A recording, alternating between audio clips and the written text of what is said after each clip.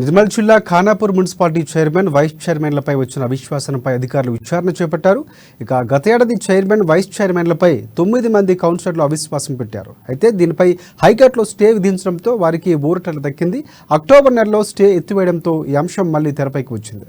Stay ఎత్తివేయడంతో కౌన్సిలర్లు కలెక్టర్ను కలిసి అవిశ్వాసంపై విచారణ చేపట్టాలని కోరారు. ఈ నేపథ్యంలోనే కలెక్టర్ ఆదేశాల మేరకు ఆర్టీఓ రత్న కళ్యాణి కౌన్సిలర్ల సంతకాలను పరిశీలించారు. 15 రోజుల్లో అవిశ్వాసంపై నిర్ణయం తీసుకుంటామని ఆర్టీఓ తెలిపారు.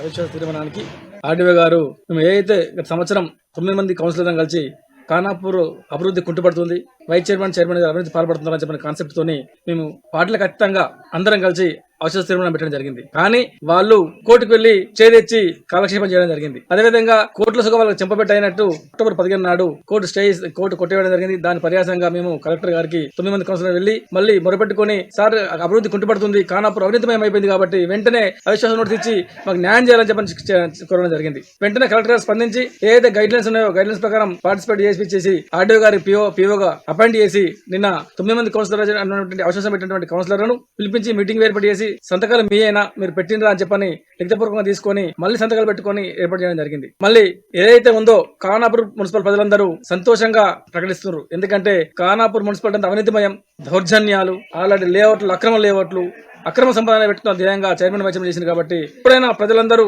సంతోషంతో ఉండి మీరు ఎప్పుడైతే చెప్పని చూస్తా ఉన్న సంఘటన ఏర్పడుతుంది. ఇప్పటికీ